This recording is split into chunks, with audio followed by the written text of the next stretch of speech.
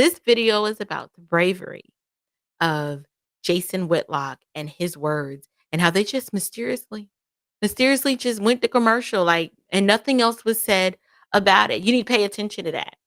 When they do stuff like that, you need to pay attention to that because that means you wasn't supposed to say that, Jason.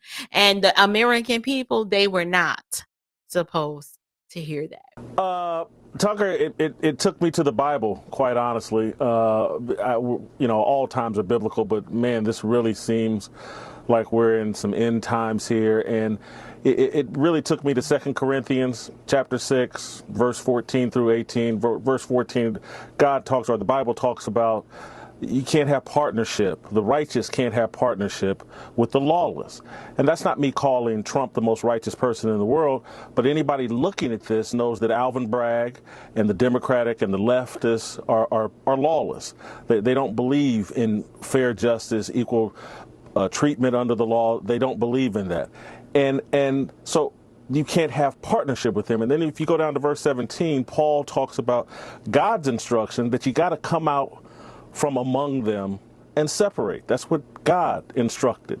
And that's where I think we actually are, Tucker, is these guys are so far removed from the truth, so far removed from any of the values that made this country great. We can't really have partnership with them. And my mindset went to secession, that we have to separate. We have to come out from among them. They're so unrighteous. They're so unclean that, finding common ground is impossible with people who think men can become women, who told us, hey, look, we just want two men to be able to get married, and there's no slippery slope. And that was a lie. And we've seen the slippery slope.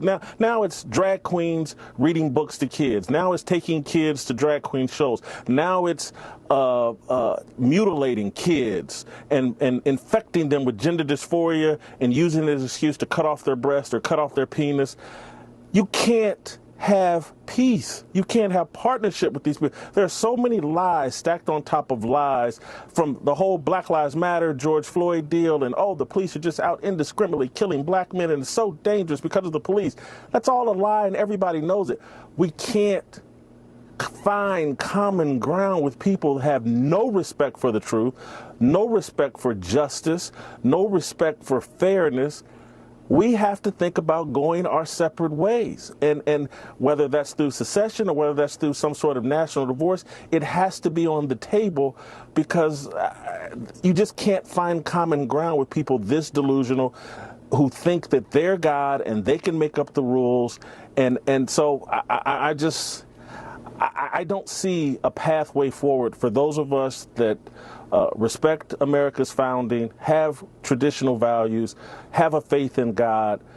We got to separate. And I don't care how it's done, but I just don't see a way to coexist with people this far removed from truth. I think most decent people, no matter where they live or who they vote for, want to find common ground. I don't see any effort to find common ground from the other side. Do you? Or looking for it, want to see it, don't see it? No. And look, there was a time I had many liberal friends that I loved, and I could find common ground with them. But now, if I have to agree that men can get pregnant, I have to agree that children should be subjected to drag queens, can't do it. So, the Apostle Peter pens this epistle during a time of heavy Christian persecution. What do we do? I'm about to read 1 Peter chapter 2. What do we make of a man who can pen such words when Christians are being lit up as human torches in the streets and being persecuted for their faith? Listen to what he said. He goes, "Be subject for the Lord's sake to every human institution, whether it be to the emperor as supreme or to governors as sent by him, to punish those who do evil and to praise those who do good. For this is the will of God, that by doing good, you should put to silence the ignorance of foolish people." This is my favorite part. "Live as people who are free, not using your freedom as a cover up for evil, but living as servants of God. Honor everyone, love the brotherhood, fear God, honor the emperor. The Apostle Peter goes on and gives other examples of submitting to authority. And I don't know, I've been on this submitting to authority thing for the last couple of days, but I think it's important because we have to have balance in this worldview. And hear me when I tell you, I'm the first one to be like, let's revolt, right? Like that's me. I'm Peter. I'm pre-cross Peter sometimes. I'm like Peter with the sword. Let's go slapping off, Malchus's ear kind of Peter. Like that, like that's me. I fight that fleshly inclination often, but I'm that Peter.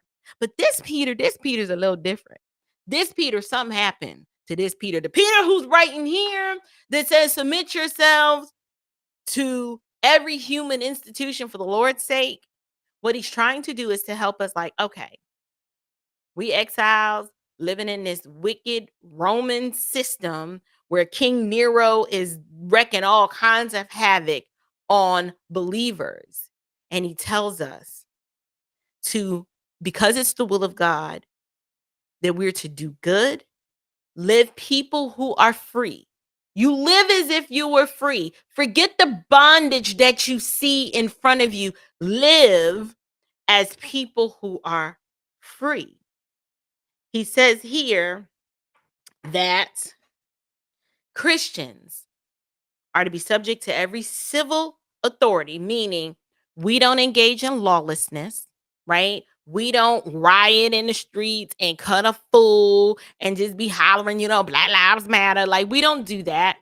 Now, under the confines of the law, we can peacefully protest. We can do whatever the law of the land in this nation states and gives us license to do. We can do that. We're not people of the revolution, right?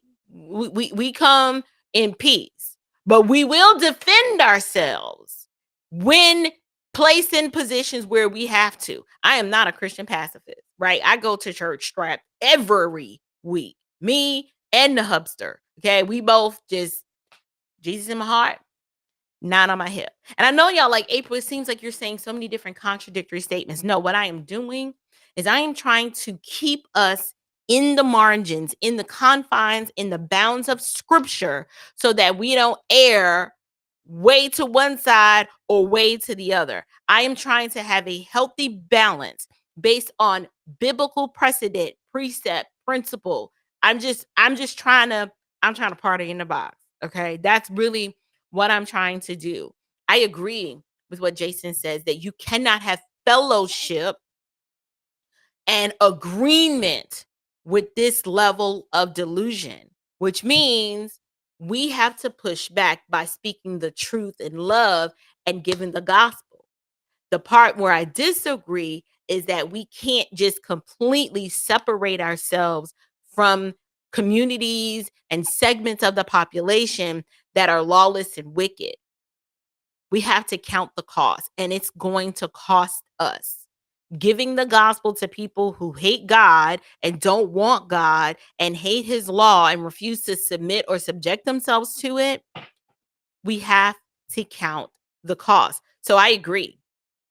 But I agree for different reasons when it's the be separate part. Like, I'm not participating in that. I'm not co-signing in that. Like, if you was born Adam, like your name is Adam, I'm not calling you Alicia. No, I'm gonna refer to you based on how you were born at birth, regardless of what you look like. I can't participate in your delusion.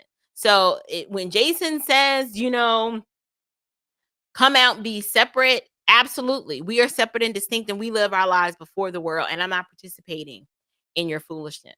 But cutting off and forming our own commune, we kind of have seen that happen because that's what the Amish do. And I don't see how the Amish are able to do the Great Commission when they are where it's like you are like a recluse. The outside world, we don't engage with it at all. We are off to ourselves, living our lives, doing our own thing. You can't build the church that way, right? You can't go and give the gospel to the four corners of the earth if you never engage with it. But I get it. I get it. It feels as if like, well, listen, my children are already we don't do government school because that's not education, that's indoctrination. So yes, I am not. My children are not in that battleground because I have taken the responsibility to educate my own children. But I do disagree with the fact that we can't completely pull out from the world. We still have to engage with this godless culture with the truth of what thus saith the Lord, whether they like it or not. This is actually a time where missionaries might need to be evangelizing here on this soil, right? We already have evangelism going on internationally, but United States, we need domestic missionaries. Like we need the gospel being preached like never before because the world is confused. They have bought into the lie and they think up is down and left is right and squares are circles. Like it is really difficult to see. But the apostle Peter wrote this under heavy persecution and as long as the government is not asking us to sin, we are to submit to that. But we live as free people. We don't co-sign to when they want us to bow the knee. Oh no, we're not doing it. Oh, you got to cut off my head. All right, well, I'm just gonna submit to that because I'm not. Jesus is Lord, not Caesar. Jesus, yeah, Jesus is Lord. That's just where I am with this.